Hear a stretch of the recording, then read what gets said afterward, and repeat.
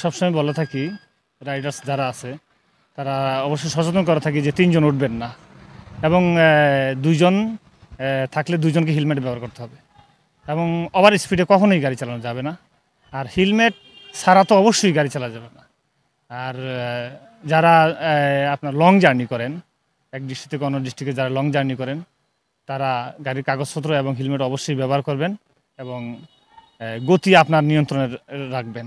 রাস্তায় আপনি বেপরোয়া চললে তো গাড়ি চালানো সম্ভব হবে না, বা আপনার নিজের ক্ষতি হয়ে যাবে। আপনার নিজের ক্ষতি না, সেটা আপনার ফ্যামিলির ক্ষতি, সবার ক্ষতি। সুতরাং আমার সকলের প্রতি অনুরোধ থাকলো বিকাশ সেনমানি বান্ডিল কিনে জিতুন প্রতি লেনদেনে। আমি মনে করি প্রত্যেকেরই তাদের নিজস্ব কিছু থাকে, সেফটি থাকে। সেই সেফটিগুলো অবলম্বন করেই যেন আমরা সড়কে আমাদের যানবাহন নামাই এবং আমরা যানবাহনের মাধ্যমে আমাদের গন্তব্যে যেন সুস্থ শরীরে পৌঁছে যাই, সেই সমস্ত কিছু মেসেজ আমরা আমাদের জনসাধারণদেরকে দেওয়ার চেষ্টা করছি। এর ধারাবাহিকতায় আমরা প্রতি বছরই এই দিবসটি পালন করে থাকি। আমরা প্রতি বছরই এইভাবে আমরা মানুষকে সচেতন করে থাকি।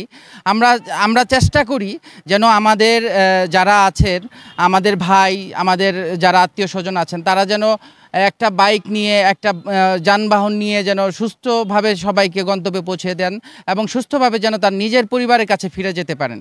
আজকে আমরা অষ্টমতলা বাস টার্মিনালে ইয়ামাহা রাইডার্স ক্লাব পক্ষ থেকে আমার টিম নিয়ে এসেছি মানুষকে সচেতনতার বার্তা ছড়িয়ে দিতে।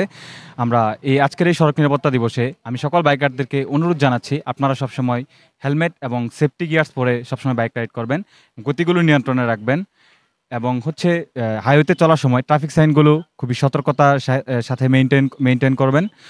তার সাথে বাইক চলন্ত অবস্থায় কখনোই মোবাইল ফোনে কথা বলবেন না এবং মোবাইল ফোন ইউজ করবেন না।